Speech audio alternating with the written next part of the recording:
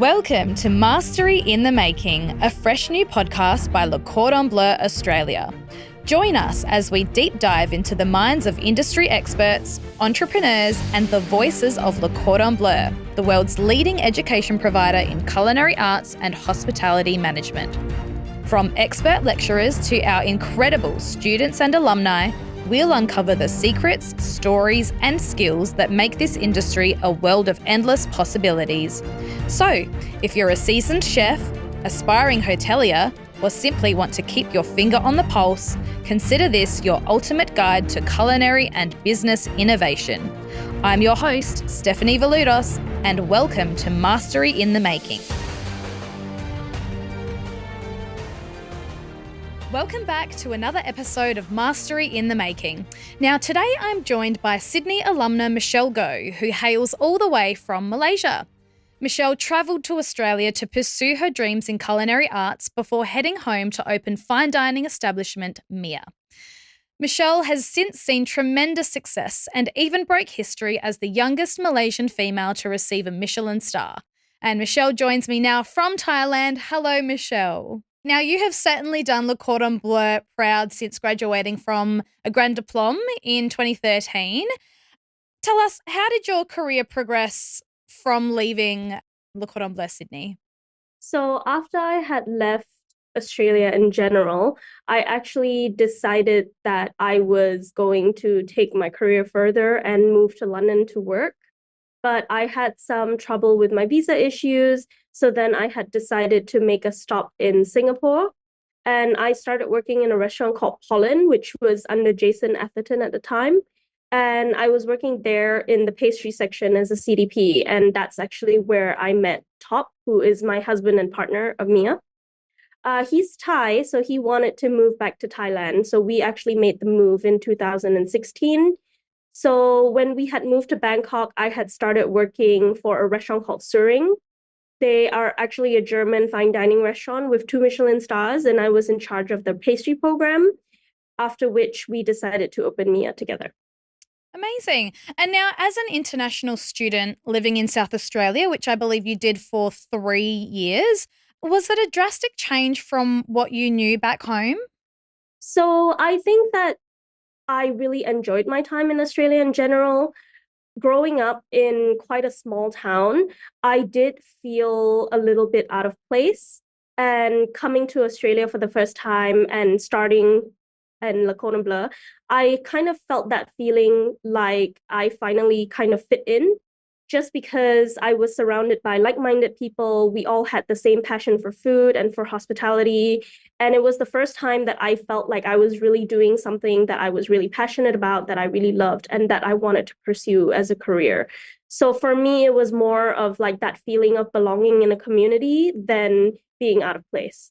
And what would you say your biggest challenges were? Did you have any, coming obviously from a smaller town back home to coming to Sydney? You didn't go to Adelaide, which is a lot smaller. You went straight to the top. Were there any challenges, whether it be in part of your lifestyle that you might have faced, and how did you overcome those? I think one of the biggest changes I felt was that I had to live on my own for the first time. Because when I had left Malaysia, I had just graduated from high school and I went straight overseas. So it was the first time I was living in a foreign country. It was also the first time that I was living alone without my parents, my family, my friends, and also the first time I had to pay rent. So I think the challenges of that was kind of like navigating what it was really like to be an adult in a city by yourself. I did feel like going to classes and having that routine really kind of solidified my life there. So it kind of revolved around like planning my days based on where I was going to go or what I was going to do, because I had classes to attend or because I was doing part-time jobs, stuff like that. And I think that having a routine and having that stability really helped me. As you know, Le Cordon Bleu obviously has campuses across the globe, from Paris to London. Why did you specifically choose Australia? So one of the reasons was that I had actually visited Australia multiple times. as you know, a lot of Malaysian students end up studying in Western Australia, like Perth, and it's just we have this huge community there. So I have visited multiple times, so I kind of knew that it was there. And one of the other reasons that actually made me decide to go there was also the fact that Le Cordon Bleu in Australia, they offer as well like theory classes on top of their demos and practicals. And I think that that alone is a huge game changer of actually becoming a chef in the future. So based on my feedback from other students who have been to Le Cordon Bleu in Paris, Le Cordon Bleu in London, a lot of their courses focus almost 100% on cooking and being in the kitchen. Whereas I felt like when I was in Australia and studying in Le Cordon Bleu, not only did it teach me how to be a chef in the kitchen and how to cook, but also the added value of like how to plan a menu, positions in the kitchen and the kitchen structure, how to run a restaurant, how to do food cost, which is, as you know, just as important as knowing how to cook when it comes to running a restaurant. Yeah, absolutely. And I'm sure you have probably taken all those skills now and you're putting all of that into running your own restaurant, Mia. So tell us a little bit about Mia. So actually, Mia's kind of a funny little place, just because when we had first opened, it was a kind of high-end casual a la carte place. So we opened actually in June 2019, so just before COVID. And when we had first opened, we have a French owner who used to be a chef in London. And he moved to Thailand to be with his longtime girlfriend, who is Thai. And he decided that he no longer wanted to be a chef, but he wanted to be a business owner. So he was looking to open kind of a high tempo, casual, high end casual restaurant doing loads of covers, very similar vibe to like Zuma. And what he wanted to do was he wanted to do kind of like a Mediterranean share concept. So he hired myself and Top to kind of be the chef here to push out this kind of big sharing platters, kind of elevated comfort dining. And we actually did really, really well when we first opened. So we used to do like 120 covers a night, which is a lot for Thailand. And it was going well. And then COVID happened. And we actually had two lockdowns. And the second lockdown, we actually had to close for more than 6 months. Wow. It was quite tough on everyone. And during that time, we kind of had to sit down and reflect and be like, is it really worth going back into the restaurant, reopening and continuing to do those crazy numbers? Because it just didn't seem like it was going to be possible. So we decided to change 100% to fine dining because my background and Top's background is in fine dining. So we decided to renovate the restaurant. We changed the decor. We added tablecloths. We changed all our plateware and cutlery. And we decided to reopen as a brand new fine dining restaurant. Wow. Wow. So you did a full 360. Yeah, exactly. So everything about Mia actually changed. So we changed how we train the staff, we changed the menu, we changed the look of the restaurant. The only thing that we never changed was the name. So after we had been operating for about a year doing fine dining, the feedback was just phenomenal, like much better than we ever expected, and definitely much better than what we were doing a la carte. And on top of this, we were pretty much making the same amount of money doing 20 packs a day than we were doing 60 packs a day Wow. doing a la carte. Wow. Now, we Yes. need to talk about the amazing success of Mia. It's come a long way since you started pre-COVID. I understand you have won a few Michelin awards for Mia. So it's been named in the Thailand Guide, I believe. Yes, so we actually received our very first Michelin star in December last year. And that was kind of an amazing feeling for everyone. I think everyone was really excited and, refreshed and motivated once again after we had received that announcement. That's amazing. And then not only that, but more recently, you have been announced as the youngest Malaysian female to receive a Michelin star. So tell me a bit about that. How did that make you feel? I think the feeling was pretty surreal. I actually didn't notice that this had actually happened until someone had brought it up in conversation.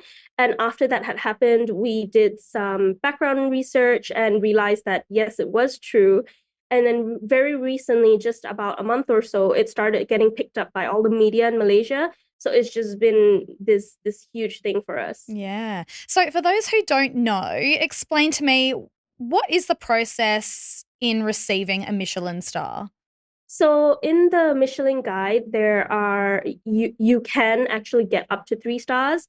So the first star, usually they consider only the food. They don't talk about the dining experience as a whole. They don't consider the service. So it's 100% pure food.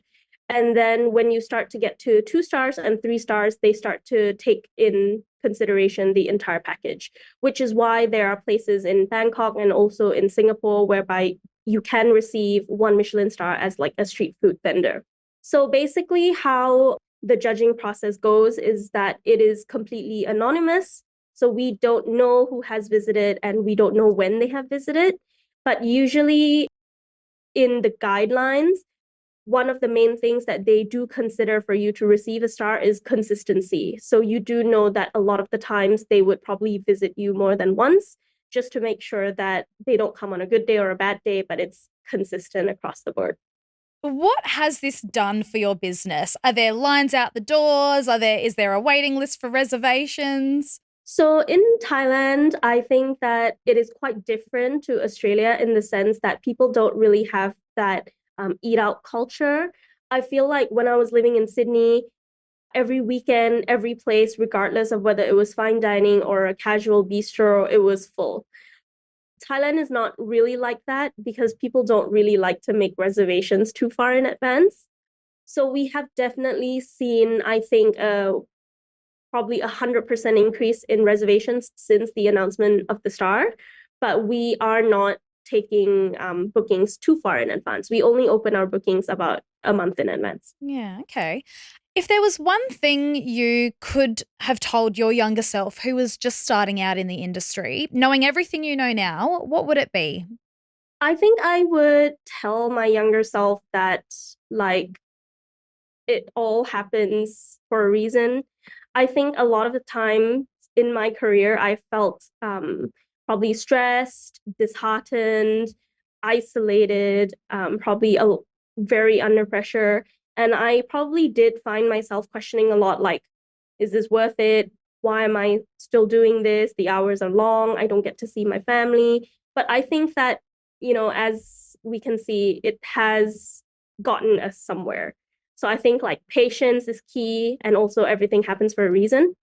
And what would be your best advice for someone who might be thinking of studying with Le Cordon Bleu, particularly in Australia?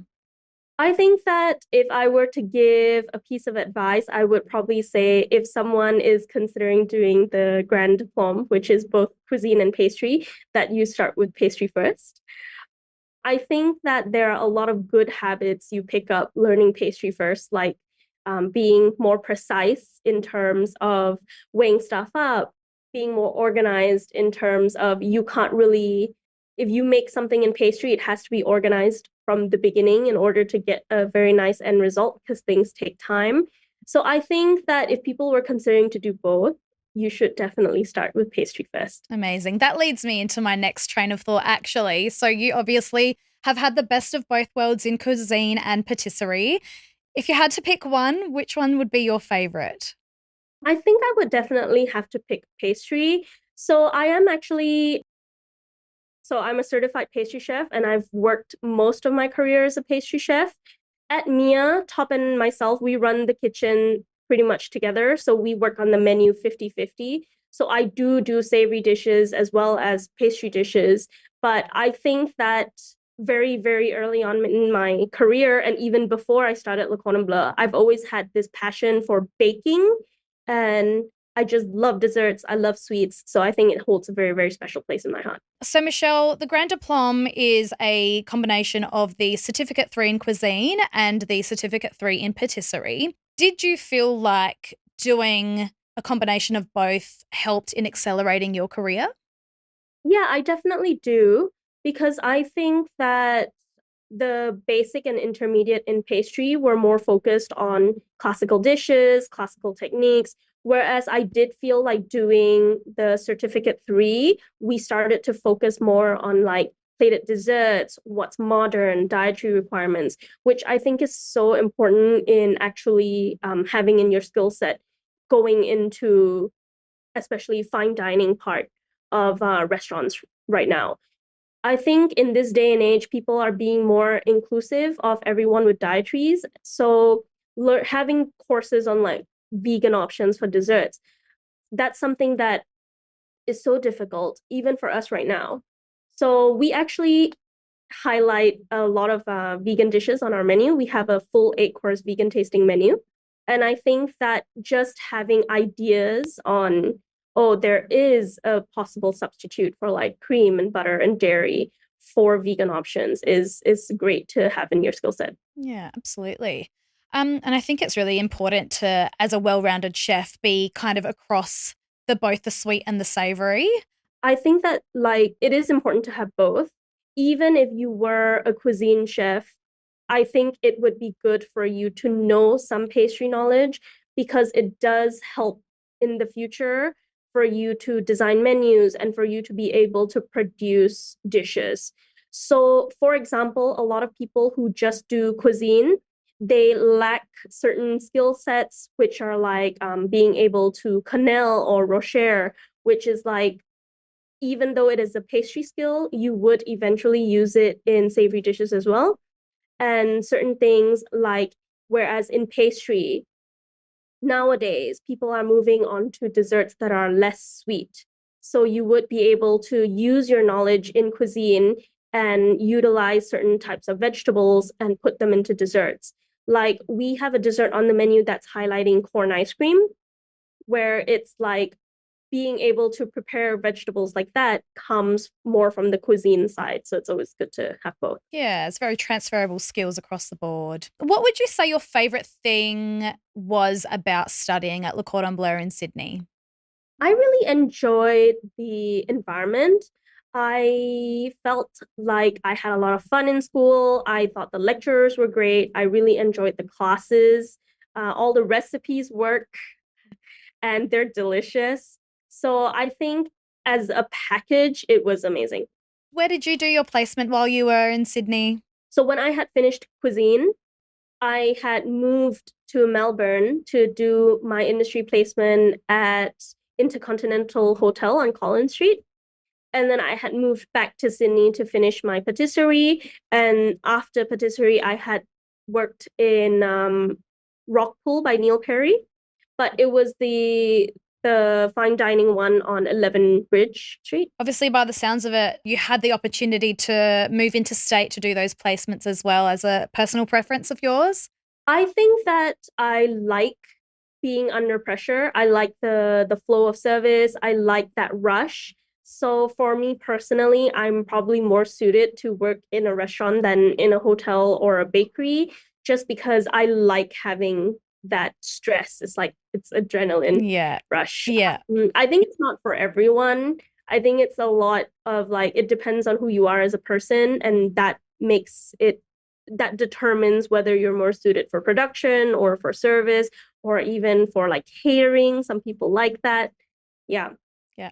Is there anything you do to unwind at the end of a stressful day? So I actually have 5 cats at home. Wow. So they just keep appearing and I can't say no. So it's the cat distribution system. Yeah, so Tom and myself, we love our cats. They're like our kids. We have some cats at work as well, which we take care of. I basically take care of my cats and also I read quite a few books, fiction books. So just those few things. Yeah. Walk me through what a day in your life looks like. At Mia, we really prioritize work-life balance. So we no longer have those 12 to 15-hour days. Basically, what a week looks like is that we're closed every Monday. So all the staff have Monday off, and then they'll get a second day off during the week based on the schedule. We only do dinner service from Tuesdays to Fridays, and Saturdays and Sundays we do lunch and dinner. So we actually only start our workday at 1 p.m., which is crazy, I know. That's a dream. So I get up in the morning, I do my own thing. I probably go to the gym, take some meetings, do some paperwork at home or something, and then have lunch, come to work at 1. And then after that, we do prep until 3:30. At 3:30 to 4:30, we have our staff meal together. And then at 4:30, we have a briefing about what's happening in the evening with the service team and the whole kitchen. And then after that, our first guest arrives at 5. So in Thailand, people eat quite early. So our first table starts at 5. And then our last table is actually at 9. So we're usually finished by, I would say, 11. And you're obviously not living in Australia anymore. What do you think the future holds for Michelle Goh? Do you feel like you might ever come back to Australia? I definitely want to go back to Australia to visit because I definitely miss Australia a lot. Still have a lot of friends there. I know people complain about the weather all the time, but I love the weather in Sydney. I really enjoy having those cold months and then moving on to the warm months. And it just feels like your year is so different when you go through that. I also miss a lot of the produce. So Australia has amazing produce. We're actually also using some Australian produce on our menu right now. So we have, for our main course, Margaret River Wagyu beef. So it's just like, I really, really miss the produce. Was there anything that took you by surprise when you moved to Australia? I remember this one incident really, really clearly where I was at the restaurant and I was working and the chef comes up to me with a box of gooseberries. And he was like, "Oh, would you like to try some? They're in season now." And I picked it up, had never seen a gooseberry before in my life, ate the whole thing, leaves and all. Was he just looking at you like, what are you doing? Yeah, he gave me the weirdest look. And then he was like, "How does that taste?" And I'm like, "Not very good. It's pretty fibrous." So yeah, I think it was just when you look back, you realize how little you know about life. And how far you've come now, for sure. Exactly. What's the one thing that you miss about Australia? I miss a lot of the people. I think Australians are so super friendly. Everyone is so nice everywhere. And living in a country where the main language isn't English can have its difficulties. So I really miss that kind of happy vibe wherever you go. Well, I know where my next holiday is going to be, that's for sure. I'm coming your way. One thing that I would like to mention is that the way Top and myself work at Mia is that we really want to highlight ourselves as kind of a teaching restaurant. So I really felt like coming from Le Cordon Bleu and being taught how to cook, I felt like that really shaped me as a chef. But then going from that into a cooking environment, like a business, working in a restaurant, working in a hotel, sometimes it's not the most conducive environment to be able to continue to learn. So because of that, Top and myself, we really want to highlight teaching people the basics here. People don't really get the same opportunities that I've had, that Top's had. So we really kind of want to give back to the community. So for example, right now, we have about 12 people in the kitchen, 2 of which happen to be interns from Le Cordon Bleu in Bangkok. And everyone else, except for one person, it's actually their first job ever. Wow. That's amazing. So everyone is either fresh graduates, they just finished their internships, fresh out of school, or they just want to be a chef and it's their first job ever. Yeah, so we basically taught everyone from scratch, and that's something that's really important to us. Yeah, it's a fantastic opportunity for them to really gain a good insight into the industry and learning from one of the best. We are done. Thank you so much for taking the time to chat with us today. We're very proud of you, that's for sure. You're just kicking goals. Thank you for joining us on this episode of Mastery in the Making. If you found this discussion interesting and inspiring, don't forget to share, subscribe, or tell a friend. Thanks again, and we'll see you next time.